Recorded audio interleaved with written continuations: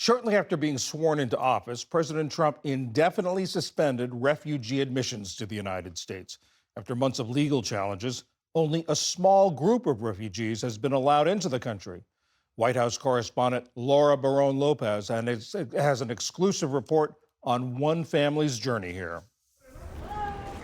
In the early morning hours last Saturday, John, Anna, and their 6 children arrived at Bradley Airport in Hartford County, Connecticut, ending a journey more than a decade in the making. Our journey was long. We were very tired when we arrived, but the manner in which we were welcomed, all the exhaustion faded away. That welcome came from staff at the Jewish Family Service of Western Massachusetts, a local nonprofit that resettles refugees. John and Anna, whose names we've changed for their safety, met and lived in a refugee camp in Zimbabwe for nearly 20 years. Both had fled their own countries, Rwanda and the Democratic Republic of the Congo, fearing for their lives. They built a family, but were never able to live outside the camp or put down roots. There was no purpose to our lives, and every day was a struggle. When we got the news that we could travel to the U.S., we were very happy. But the family's arrival in their new home is 5 months late. They were all set to come to the U.S. earlier this year, after packing up, giving most of their possessions away, and leaving the refugee camp. But then, hours after taking office on January 20th, President Donald Trump indefinitely stopped all refugee admissions, following through on a campaign promise. On day 1 of the Trump presidency, I will restore the travel ban, suspend refugee admissions, stop the resettlement. What did you think when you found out you could not come to the U.S. anymore? I felt very bad because we had already given everything away. We didn't have anything else to sell to get funds when we returned to the camp. A promise has been made, and a promise should be kept. Mark Hetfield is the head of HIAS, one of 10 mostly faith-based organizations that the federal government has long contracted to resettle refugees. HIAS joined a class action lawsuit in February to restore the U.S. refugee admissions program. In the meantime, they argue, all refugees who have already been approved should be allowed to enter the country. What is the legal argument for why these 128,000 that had previously been approved should be able to come in? That these refugees have already been through an exhaustive process, that Congress authorized this program, and that these refugees have already established their eligibility for it. And they have the approval notices to prove it. In May, after months of appeals, a district court partially agreed. Thousands of refugees who had booked travel to the United States must now have their cases reconsidered by the government. And the federal judge ruled that 160 refugees who were due to arrive within 2 weeks of Trump's executive order be immediately admitted. That number dropped to around 80 after President Trump imposed a new travel ban in June. But for John, the news his family could finally enter the United States felt like divine intervention. From my side and my family, we felt as if the heavens had opened up for us. I swear it was like news that had come to wipe our tears away.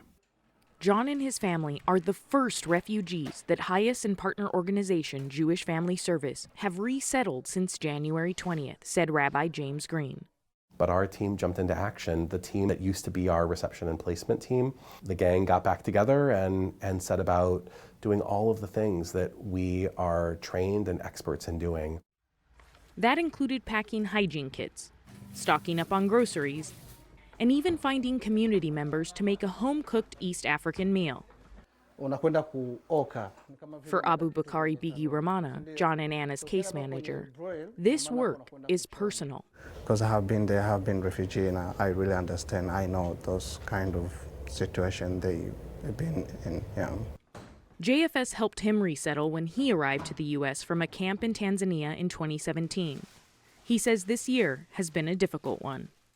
So when you've been doing this kind of work, helping people, you just get order that you're not going to do that anymore. That is a challenge.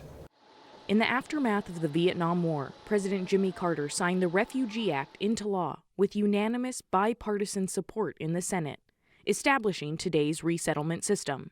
Until recently, the U.S. admitted more refugees than all other nations combined. During the first Trump administration, the number of refugees dropped a record 85%. President Biden rebuilt the program, with more than 100,000 refugees arriving last year alone. But after retaking the White House, Trump almost entirely shut down resettlement, with one exception: Afrikaner South Africans. White farmers are being brutally killed and their land is being confiscated in South Africa. Trump has repeated false claims of mass killings of white South Africans, and in May granted refugee status to 68 members of the minority.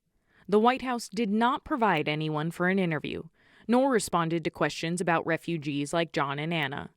Spokesperson Abigail Jackson said in a statement to the NewsHour that the Trump administration is working to undo the damage caused by the Biden administration, who admitted countless poorly vetted migrants into the United States.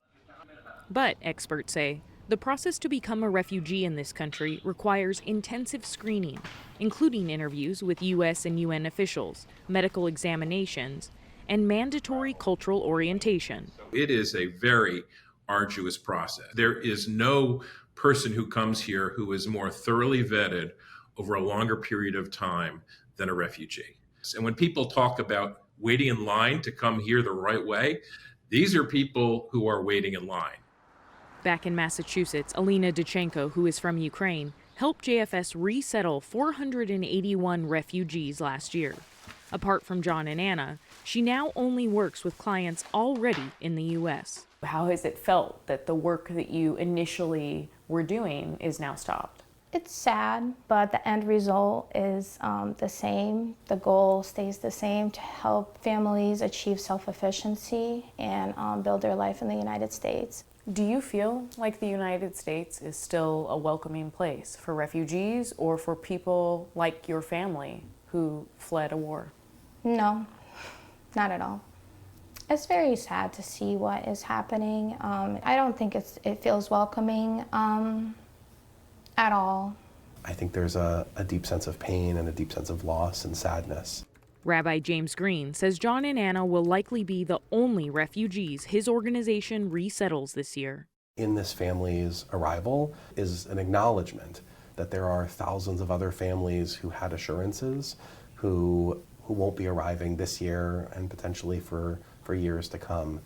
In the same court case that ordered John and Anna be admitted, a federal judge ruled Monday that the government must allow entry to the 80 additional refugees who were blocked by Trump's travel ban. Less than a week in the U.S., John, Anna, and their children are adjusting to their new home. Firstly, we feel very safe.